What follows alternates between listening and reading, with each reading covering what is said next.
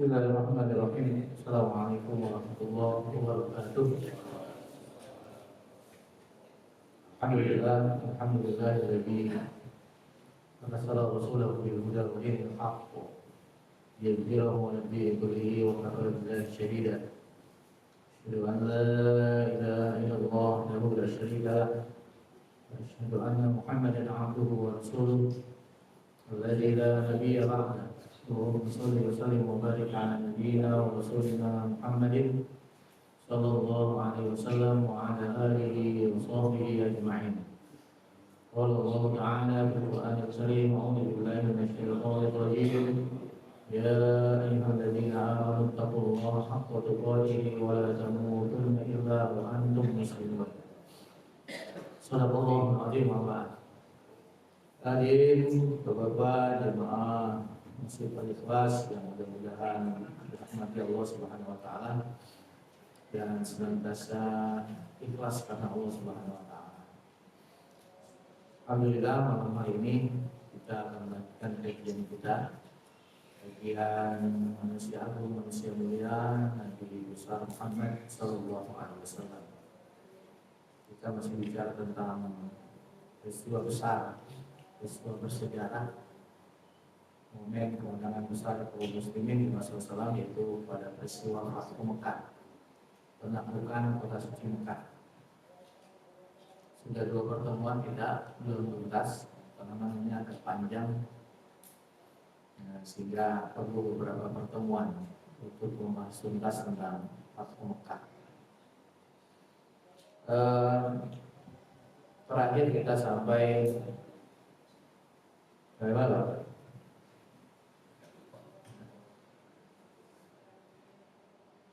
Kalau nggak salah sampai bagaimana Rasulullah SAW memberikan penghormatan kepada Abu Sufyan yang baru saja masuk Islam atas saran dari paman beliau, yaitu Abbas bin Abdul Muthalib.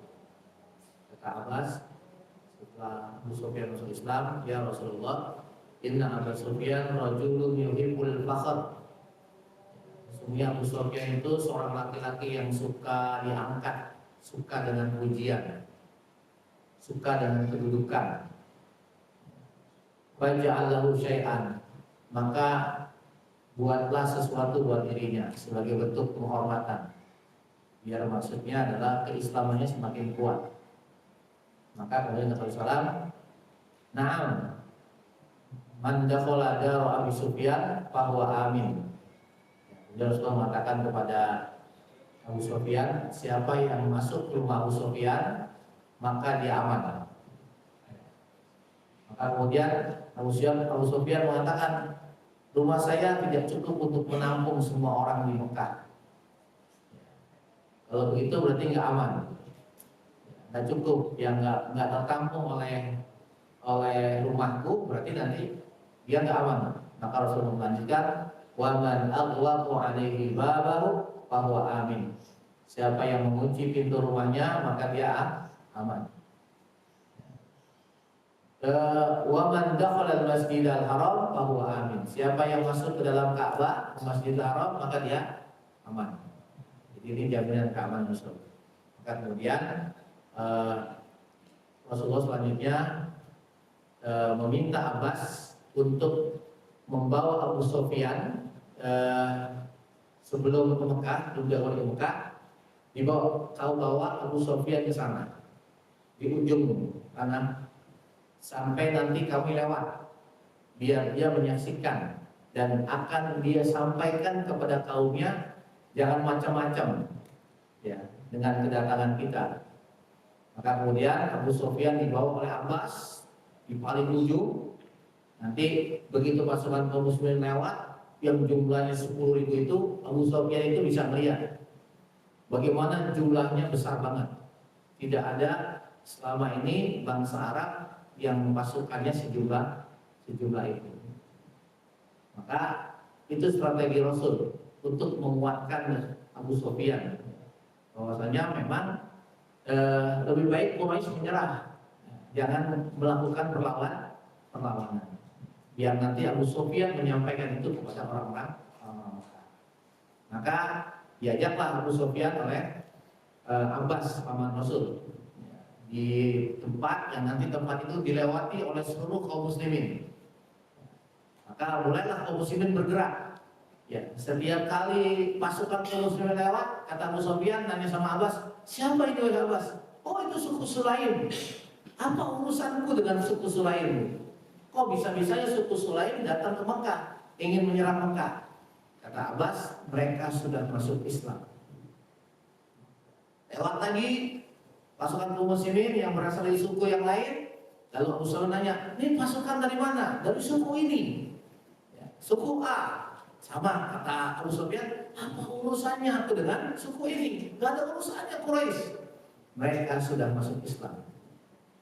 Sampai beberapa kali begitu. Sampai kemudian lewatlah pasukan yang membuat gentar Abu Sufyan, yang semua berpakaian, yang semua tubuhnya tertutup dengan pakaian perang. Dan ini yang paling menggentarkan Abu Sufyan. Sampai kemudian Abu Sufyan bertanya, siapa ini? Luar biasa pasukan ini. Kau tidak kenali wahai Abu Sufyan? Tidak. Mereka adalah orang-orang Muhajirin dan Ansor. Jadi ini pasukan paling elit di antara 10.000 pasukan. Ya, pasukan khususnya yaitu dari Muhajirin dan Ansor. Maka ketika itu lewatlah salah satu kaum Muhajirin namanya Sa'ad bin Ubadah.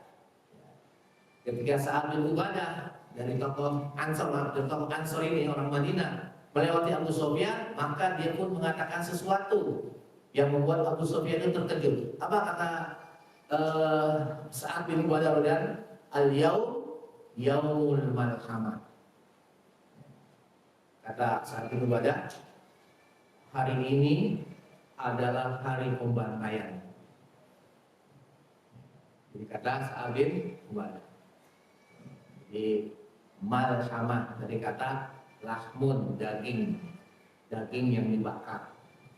Jadi dianggap kedatangan kami adalah untuk membantai kaum Quraisy. Kata Sa'ad bin Ubadah, al-yaum tastahil hurmah. Hari di mana kata Sa'ad bin Ubadah kehormatan itu dihalalkan. Nggak ada lagi. Al-yaum azallallahu Quraisyan. Hari di mana Allah menghinakan Quraisy. Itu kata Sa'ad bin Ubadah. Maka ketika itu Abu Sufyan mengadu kepada Abbas. Kemudian Abbas menyampaikan kepada Rasulullah tentang ucapan sahabat Sa'ad bin Ubadah. Dan menurut Rasulullah ini omongan bahaya banget. Bahaya sekali. Padahal Nabi datang ke Mekah bukan untuk itu. Tapi mungkin maksud Sa'ad bin Ubadah menjatuhkan mental Abu Sufyan, maka mengatakan al-yaum yaumul marhamah. Beda dikit ya Pak dengan marhamah. Bedanya lam sama roh. Kalau orang cadel bacanya bisa marhamah. Dia bisa dalam surat Al-Baqarah tuh, "Tsumma kana minal ladzina amanu wa tawassaw bis sabri wa tawassaw bil marhamah." Kalau yang cadel bisa apa? Marhamah. Artinya bisa beda.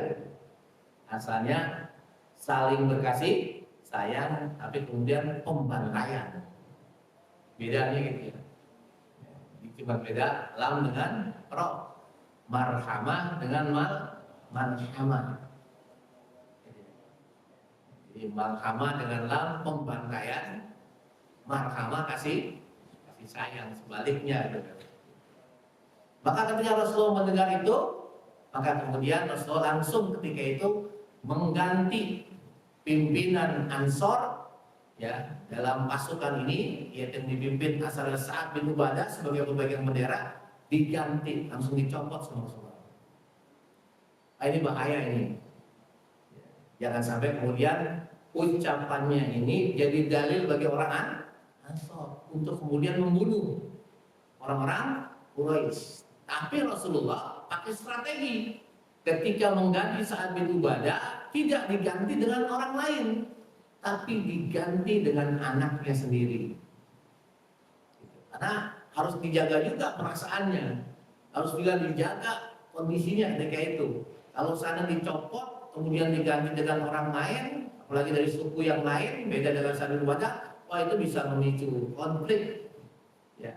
Maka Rasulullah mengganti sebagai sebuah hukuman, jangan sampai hal itu diulang lagi, tapi digantinya dengan anaknya, seperti itu. Jadi langsung untuk dicopot sama Rasul. Yang menggantikan adalah anaknya sendiri, itu anak dari Sa'd bin Ubadah. Maka Rasulullah mengklarifikasi ucapan Sa'd bin Ubadah. Kata Rasul, al-yaum bal al-yaumun yaumun tu'azzimu fihil Ka'bah. Tidak, bahkan hari ini adalah hari di mana Ka'bah dimuliakan. Al-yaum yaumun a'azzallahu fihi Quraisyan. Tidak, bahkan hari ini adalah hari di mana Allah memuliakan Quraisy. Dikata Sa'd bin Ubadah itu sebagai kehinaan bagi Quraisy kedatangan mereka. Tapi Rasulullah enggak. Justru ini hari di mana Allah memuliakan Quraisy. Maksudnya apa?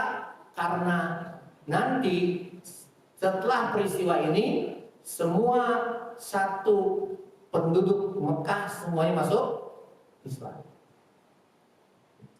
Yang tadinya mereka hina dengan kekafiran mereka, kemudian Allah berubah, Allah angkat derajat mereka, Allah muliakan mereka dengan semuanya kemudian masuk Islam.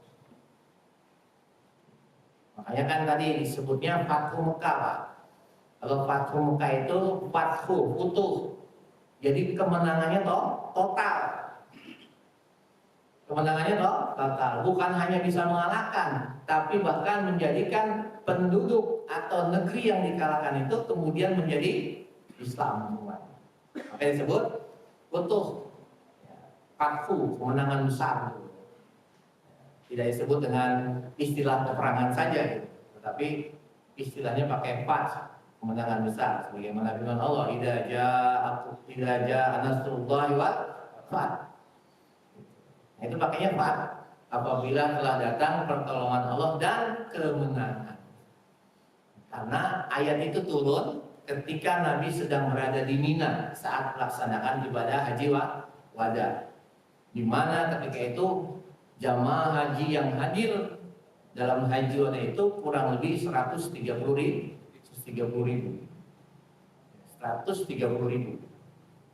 Jadi bayangkan kaum muslimin ketika itu jumlahnya sampai seperti itu, 130 ribu. Dibuktikan dengan jamaah haji yang hadir ketika itu.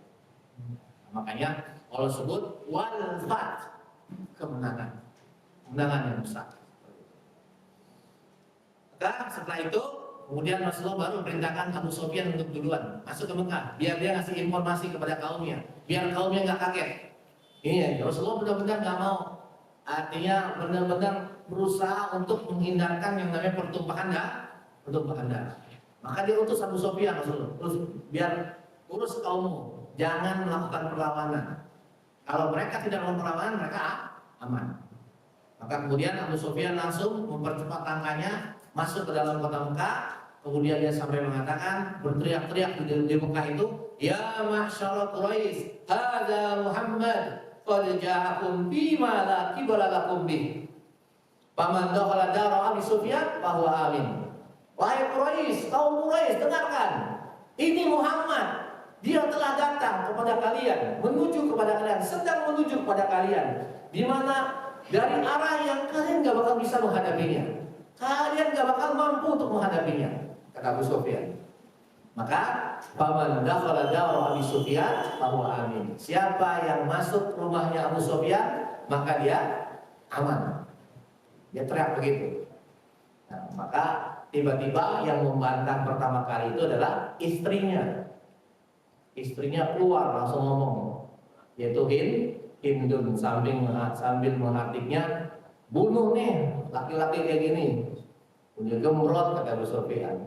Kata istrinya ngomong gitu, bunuhlah orang yang gemuk, gembrot dan sesat ini. Karena Abu Sufyan memang gemuk, dia gemuk nih, konglomerat, kaya raya. Ya, makanya nanti kan ketika Hindun baru masuk Islam, dia minta fatwa sama Rasul kan gitu. Ya, kata Hindun, ya Rasulullah, inna Abu Sufyan rajulun syahihun wahai Rasulullah, suamiku itu Abu Sufyan laki-laki yang pelit.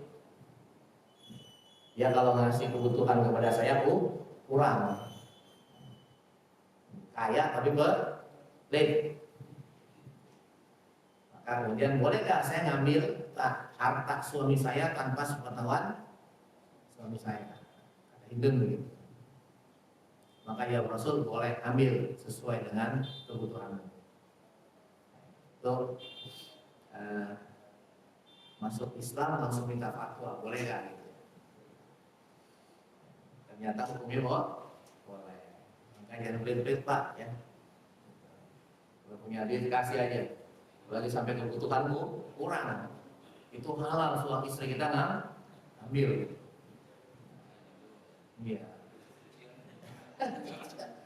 Ketahuan, betul-betul ketahuan. Jangan mah itu duit deh. Itu duit ini, duit sial jangan diambil. Loh, kok sial? Sial ketahuan mama. Ketahuan mama. Jadi, tapi kehalalannya hanya sekedar untuk menutupi kekurangannya. Ya, kalau kurangnya 10 juta, ya ambilnya 10 juta. Iya, 10 juta. Ya. Tapi kalau kurangnya 10 juta, kalau 20 juta, nah 10 jutanya itu haram. Nah, Imam Nawawi dalam kitab Riyadhus Shalihin memasukkan hadis ini menjadi dalil tentang bolehnya berghibah gitu ya. Jadi bolehnya berghibah. Jadi tidak semua ghibah itu diharamkan. Secara asal dia haram. Dosanya termasuk Imam Az-Zahabi dalam kitabnya Al-Kabair, beliau menyebut salah satu dosa besar itu namanya ghibah. Ya, tapi dia dosa besar dan asalnya haram. Tapi ada kondisi-kondisi ketika ghibah itu dibolehkan. Nah, salah satunya Imam Nawawi bilang ini, ya, jadi dalam rangka mencari fatwa. Nah, boleh nggak? Jadi kita menggibah orang, tapi tujuannya ingin tahu status hukumnya gimana. Jadi artinya ketika Hindun bilang sama Rasul cerita tentang keburukan suaminya, yang pasti kalau suaminya itu tahu dia omongan begitu pasti marah, nggak suka. Itu namanya ghibah. Tetapi Hindun punya tujuan menggibah suaminya, apalagi yang digibah suaminya lagi. Ya, lebih lagi tuh double gitu ya. Jadi ghibah itu tergantung siapa yang digibah. Kalau yang digibah suaminya oleh istri itu lebih besar ya, dibanding orang lain. Begitu juga kata para ulama, menggibah seorang alim dengan seorang awam itu dosanya beda. Kita menggibah orang alim itu dosanya lebih besar dibanding menggibah orang awam. Tapi seperti itu para ulama mengklasifikasi, nggak semuanya sama. Nah, karena tujuan Hindun menggibah itu ingin tahu kejelasan hukumnya boleh nggak, maka Rasulullah tidak melarang Hindun untuk menceritakan keburukan suaminya. Kalau seandainya nggak boleh, Rasul sudah marah. Tapi ternyata justru Rasul mengeluarkan fatwa dengan sabdanya boleh. Nah, itu. Jadi ini salah satu bentuk ghibah yang dibolehkan. Bahkan kalau dalam ilmu hadis ada namanya bab tentang pembahasan tentang al-jarah wa ta'dil. Bahkan ada kitab yang khusus. Apa itu? Kitab yang berisi tentang kredibilitas para perawi hadis dari sisi baik dan dari sisi buruknya. Itu namanya jarah, al-jarah wa ta'dil. Jarah itu cacat, ta'dil itu kredibilitas, bagusnya. Itu ada kitab khususnya. Di mana disebutkan itu, ini rawi ini siapa namanya, bagaimana statusnya, orangnya gimana. Wah, ini orangnya nggak bagus, ini suka malsuin hadis, ini suka berbohong. Maka hadisnya mungkar, hadisnya ditolak. Itu kitabnya masih ada. Nama-nama tersebut, orang-orang yang disebutkan tentang keburukannya itu sampai sekarang masih kita dapatkan. Nah, secara hukum asal itu ghibah namanya. Ghibah. Tetapi ini ghibah yang digorengkan. Tujuan apa? Biar orang bisa tahu, oh ini hadis nggak bisa dijadikan dalil karena diriwayatkan oleh rawi-rawi yang cacat, gitu. Kalau nggak dibilang gitu, orang nggak tahu. Semua hadis diambil. Oh ini kan hadis gitu. Padahal begitu diteliti, oh hadisnya ternyata perawinya banyak perawi yang bermasalah, yang dituduh suka berbohong, yang dituduh suka memasukkan hadis. Nah, itu namanya ada babnya al-jarh wa ta'dil. Ya, dalam bahasanya begitu. Nah, itu salah satu bentuk. Karena tujuannya apa? Untuk menghindarkan seseorang dari keburukan. Jangan sampai ternyata kita mengamalkan sebuah amalan yang didasarkan kepada sebuah hadis, tapi hadis itu ternyata ada doib, bahkan doibnya doib jiddan, bahkan bisa jadi dia hadisnya maudhu, hadisnya palsu. Nah itu banyak masalahnya. Oh ini yang penting kan hadis gitu ya, kan begitu. Padahal rawinya bermasalah semua. Gitu. Dia ngaku bertemu dengan si A, padahal nggak sejaman. Gitu ya, nggak sejaman. Sama juga sekarang banyak-banyak. Mohon maaf, itu kalau kita lihat di YouTube banyak orang, wah ulama ini ketemu dengan Nabi Khidir. Kapan ketemunya? Nabi Khidir itu zamannya kapan? Jauh sebelum Nabi Muhammad. Kok tiba-tiba ketemu dengan Nabi Khidir? Kalau Khidir mungkin ada.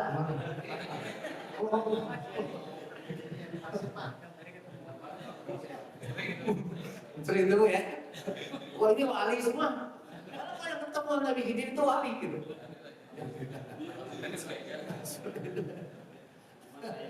Masya Allah ya. Jadi Khidir banyak kan gitu. Bahkan ketemu Nabi Khidir. Kapan ketemunya? Benar kayak itu Nabi Khidir gitu.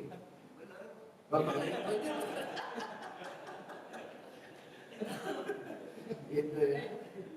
Jadi artinya berita-berita itu perlu di cross check lagi. Sementara kalau dalam hadis itu udah lemah itu beritanya. Orang nggak sejaman ngaku ketemu gitu seperti itu. Bahkan bisa ketemu berkali-kali lagi seperti itu. Dalam tinjauan ilmu hadis kemudian ditolak itu hadis itu ya. Dituduh berbohong tuh orang. Dari pakai itu perawi riwayat hadisnya seperti itu. Nah itu gitu. Nah itu jadi kembali lagi tadi ya. Jadi mudah-mudahan kesolehannya sama dengan Nabi Khidir kan ya. Pak Khidir gitu ya. Gurunya Nabi Musa ini. Nabi Musa aja belajar ya. Nah, jadi itu. Maka kemudian Abu Sufyan dijawab lagi. Jangan dengerin. Wailakum la taghurrannakum hadhihi min anfusikum. Jangan perempuan ini membuat kalian ini kemudian tertipu, ya, menipu diri kalian. Saya katakan fa innahu qad ja'akum bima la qibala lakum, kata Allah. Sekali lagi saya katakan Muhammad telah datang dengan bawa pasukan yang jumlahnya banyak dan kalian gak bakalan sanggup menghadapinya. Paman dakhala dara Abu Sufyan bahwa amin. Maka siapa yang masuk ke rumah Abu Sufyan maka dia aman. Maka kemudian tadi mereka nanya, qatalakallah, semoga Allah membinasakanmu wahai Abu Sufyan. Wa ma tughni anka daraka, emang cukup rumahmu untuk kami berlindung di dalamnya? Maka Abu Sufyan menirukan sabda Rasul, wa man aghlaqa alaihi babahu fa huwa amin. Siapa yang masuk ke rumahnya, mengunci pintu rumahnya, maka dia aman. Wa man dakhala al-masjid, siapa yang masuk ke dalam Masjidil Haram, fa huwa amin. Maka kemudian orang-orang Quraisy yang sedang kumpul semua berpencar. Ada yang ke rumahnya sendiri, ada yang masuk ke Masjidil Haram, bahkan ada yang kemudian masuk ke rumahnya Abu Sufyan demi keamanan. Walaupun kemudian ada beberapa orang yang berusaha menghimpun kekuatan untuk menghadapi kaum muslimin. Di antaranya siapa? Ikrimah bin Abu Jahal, anaknya Abu Jahal. Kemudian Sofwan bin Umayyah, anaknya Umayyah bin Khalaf. Kemudian Suhail. Kemudian Hamas bin Qais. Mereka berusaha untuk menghimpun, tapi kemudian mereka nggak mampu. Sampai akhirnya nanti di antaranya Ikrimah sama Sofyan lari dia. kabur dari Mekah menuju ke Yaman. Karena juga nanti Rasulullah begitu sudah menguasai Mekah, beliau mengatakan kepada sahabat, kalian ketemu dengan orang-orang yang saya sebutkan ini dimanapun, hatta dia berada di Ka'bah, dia bergelantungan di kain Ka'bah, bunuh dia, kata Rasul. Nggak ada ampunan buat dia. Saya cabut, semuanya diampuni kecuali orang-orang yang saya sebutkan. Ya. Salah diantaranya adalah Ikrimah bin Abi Jahal, Sofwan bin Umayyah. Nggak ada pengampunan buat mereka. Pokoknya dimanapun kalian ketemu, bunuh. Termasuk nanti Hindun. Hindun itu juga termasuk buronan, ya, yang tidak diampuni oleh Rasulullah SAW. Kemudian Rasulullah masuk membagi pasukan menjadi 4 bagian. Rasulullah membagi pasukan sayap kanan, ya, dipimpin oleh sahabat Khalid bin Walid, ya, bersama dengan pasukannya dari Bani Aslam, kemudian dari Bani Sulaim, Gifar dan sebagainya. Kemudian dari sayap kanan bagian bawah, dataran tinggi, tapi dataran tinggi maksudnya yaitu dipimpin oleh sahabat Zubair bin Awam. Kemudian bagian tengah, ya, itu dipimpin oleh sahabat Abu Ubaidah bin Jarrah. Begitu sisanya pasukan yang langsung Rasulullah berada di dalamnya. Bergeraklah sampai ada beberapa insiden kecil, ya, yang kemudian insiden itu bisa diatasi. Bahkan sampai ada 12 pasukan Quraisy yang mencoba melawan, kemudian bisa dibunuh. Kemudian ada juga pasukan kaum muslimin 2 orang yang syahid, karena dia terpencar dari pasukan kaum muslimin. Mereka salah jalan, ya. Ketika salah jalan ketemu dengan pasukan Quraisy yang mau melawan ini, sehingga 2 orang ini pun syahid seperti itu. Sampai kemudian Rasulullah masuk ke Mekah, ya, dan langsung beliau menuju ke Masjidil Haram, dan beliau pun bertawaf sambil beliau membaca firman Allah dalam surat Al-Isra, wa qul ja'al haqqu wa zahaqal batil innal batila kana zahuqa. Dan katakan kaum Muhammad, yang benar telah datang dan hancurlah kebatilan. Sesungguhnya kebatilan itu pasti hancur. Dan juga ayat yang lain, qul ja'al haqqu wa man yubdi'ul batil wa ma yu'id. Katakan Muhammad, kebenaran itu sudah datang. Kemudian ketika itu Rasulullah SAW mengumpulkan kaum Quraisy, maka kemudian di hadapan mereka Rasulullah mendemonstrasikan apa? Menghancurkan satu persatu seluruh berhala yang mereka sembah selama ini, yang mereka selama ini mereka agungkan, mereka hormati, mereka sembah, mereka minta. Maka Rasulullah sengaja di depan mereka ingin memperlihatkan sesungguhnya mereka sembah selama ini gak ada apa-apanya.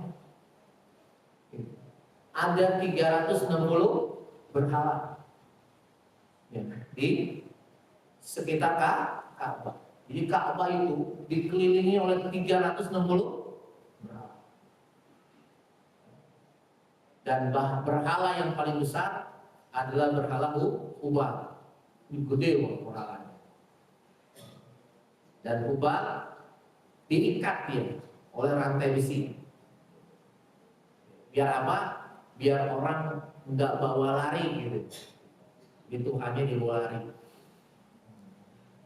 Yang lain tuh selain Hubal kecil-kecil, nggak ada yang diikat. Karena kenapa bisa sebanyak itu? Karena banyak Quraisy, kabilah ini datang bawa berhala, ya, bawa berhala baru, ya, taruh di depan Ka'bah. Nah, kabilah ini datang, itu banyak tuh 360 berhala, ya, yang mayoritasnya berhala kecil. Ya, sisanya sedikit, dan yang paling besar itu adalah berhala Hubal. Dan Rasul menyaksikan, saksikan oleh kalian. Rasulullah mengambil tongkatnya, lalu kemudian beliau mengarahkan tongkat itu kepada setiap berhala tadi ya, patung-patung tadi. Dihadapkan, ya, didekatkan, ditempelkan kepada kepala berhala tadi. Lalu kemudian Rasul dengan mudahnya mendorong, kemudian jatuh. Dan satu persatu sama Rasul digituin. Dan mereka kaget, lah, begitu doang gitu. Cuman begitu doang Muhammad menghancurkannya. Kita selama ini capek-capek nyembah. Gitu. Ternyata cuma digituan kan, digituin, hancur sadar. Gitu. Sampai yang terakhir kemudian berhala Ubal. Ya, Ubal, sama Rasul. Istilah kita dipotek ya, tangannya, dipotek palanya, gitu. Sampai kemudian hancur jatuh. Dan berhala-berhala itu tadi bukan hanya jatuh, jadi bahkan seperti menjadi abu gitu. Mereka semakin kaget. Maka disitulah kemudian mayoritas di antara mereka kemudian masuk Islam. Jadi Rasul sengaja memperlihatkan di hadapan mereka.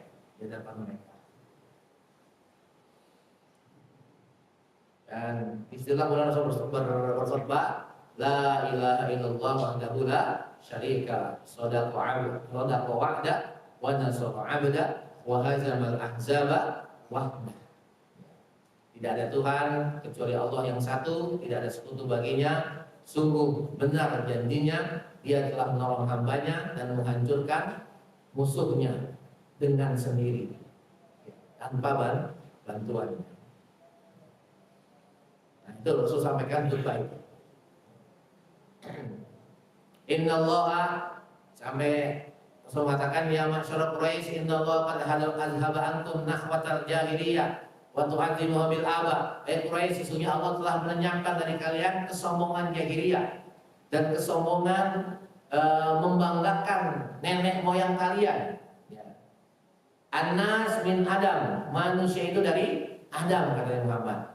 Wa Adam min turab, Adam itu dari tanah. Summa tala hadil ayat, kemudian beliau baca ayat, ya ayuhan nas inna khalaqnakum min dzakari wa unsa wa ja'alnakum syu'uban wa qaba'ila lita'arafu. Inna akramakum indallahi atqakum innallaha alimun khabir.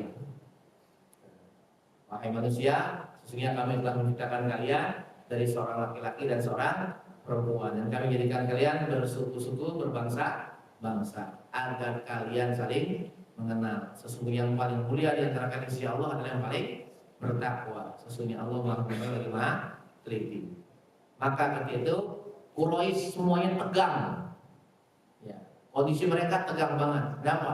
Kira-kira apa yang bakal mereka terima hukumannya? Mereka ketika itu menyangka, nih pasti Muhammad bakal membantai kita. Pasti Muhammad akan menghukum kita. Karena kita selama ini sudah memusuhinya, mengusirnya, bahkan berusaha untuk membunuhnya. Kita pasrah aja. Nah, ketika Rasul bertanya, ya ma'syarul Quraisy, wahai orang-orang Quraisy, ma tarawna anni fa'ilun bikum. Kira-kira menurut kalian apa yang akan aku lakukan kepada kalian? Apa kata Rasul? Rasul bertanya kepada mereka. Nah, ini orang udah kejepit, Pak. Udah terpojok, udah nggak punya kemampuan, udah dalam keadaan hina. Maka apa yang keluar dari mulut mereka? Khairan, yang engkau akan lakukan pasti kebaikan, Muhammad. Kenapa? Akhun karim, engkau anak saudara kami yang mulia. Wa banu akhi karim, dan engkau anak saudara kami yang mulia. Jadi mereka seperti meraih Rasulullah, menjunjung Rasulullah. Engkau orang mulia, engkau saudara kami yang mulia, engkau anak saudara kami yang mulia. Orang udah nggak punya kekuatan gitu. Maka kata Rasulullah apa?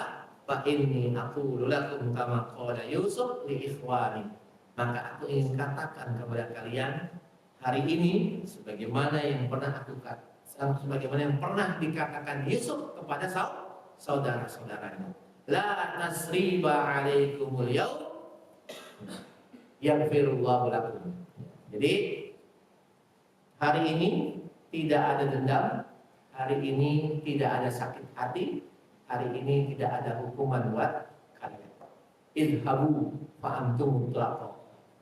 Pergi kalian, kalian semua bebas. Dibayangkan Rasulullah mampu untuk menyingkirkan rasa marahnya, dendamnya mungkin. Dan kalau Rasulullah mau menghukum itu bisa, punya alasan. Seandainya Rasul dihukum mati semua, itu bisa. Karena kan mereka melanggar perjanjian. Ya, perjanjian Hudaybiyah kesepakatannya nggak boleh saling menyerang, tapi mereka menyerang duluan. Jadi kalau Rasulullah mau membantai mereka, dibenarkan oleh Allah, dibenarkan dalam Islam karena mereka melanggar. Tapi Rasulullah tidak melakukan itu. Rasulullah memaafkan mereka semua. Bahkan kata Rasulullah, la tasriba alaikumul yaum. Sebagaimana Yusuf berkata kepada saudara-saudaranya yang sudah berusaha untuk membunuhnya. Maka ketika Yusuf berada pada posisi yang memungkinkan dia untuk kembali membalas sakit hatinya, ya, itu tidak dilakukan oleh Nabi Yusuf. Maka Nabi mengatakan begitu, saya ingin mengatakan kepada kalian sebagaimana dikatakan oleh Yusuf kepada saudara-saudara. Yusuf bisa saja menghukum saudara-saudaranya yang sudah membuangnya, memasukkannya ke dalam sumur. Nah inilah. Jadi luar biasa pemberian maaf di tengah kemarahan, di tengah rasa dendam, dan mampu itu dilakukan oleh Rasulullah Sallallahu Alaihi Wasallam. Maka dari yang awal saya katakan, kata para sejarawan Barat sekalipun, ya kemenangan besar Nabi Muhammad yaitu di Fathu Mekah. Bukan hanya sekedar menaklukkan kaum musyrikin Mekah, tapi Nabi Muhammad mampu mengalahkan nafsu dalam dirinya, kemarahan dalam dirinya.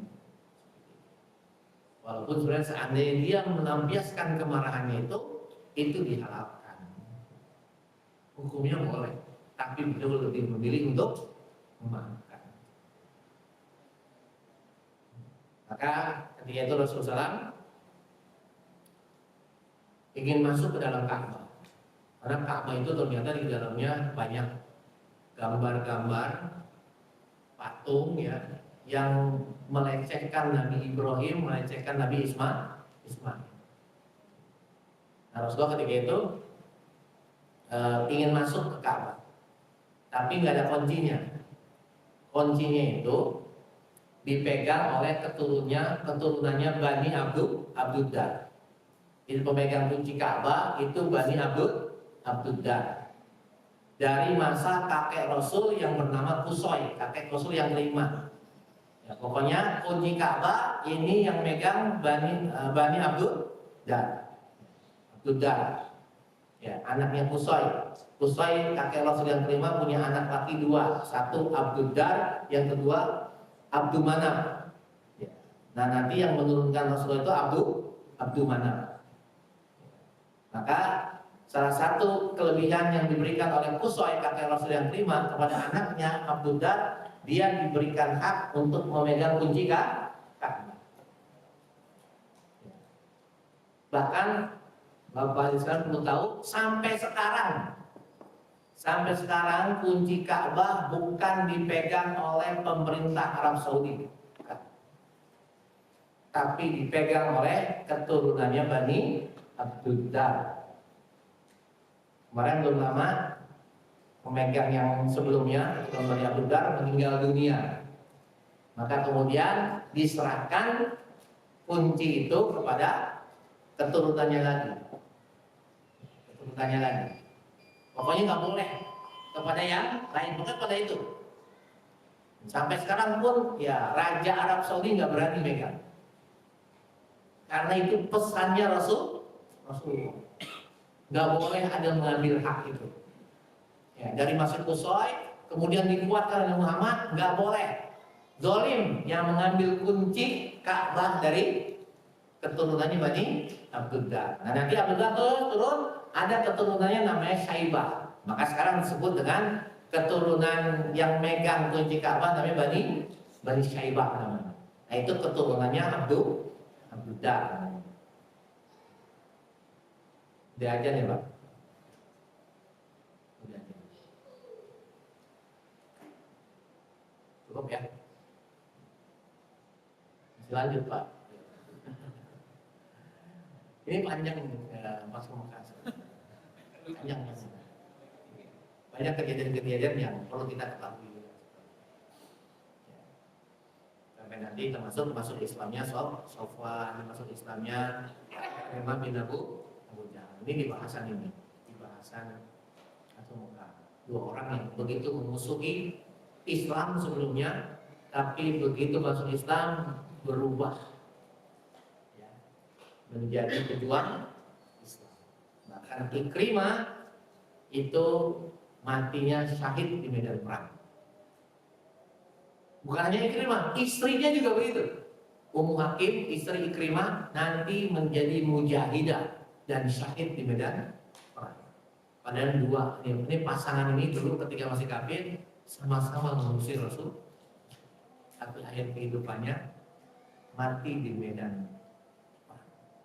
Dapat syahid dan syahid. Wallahu a'lam bishawab. Assalamualaikum warahmatullahi wabarakatuh.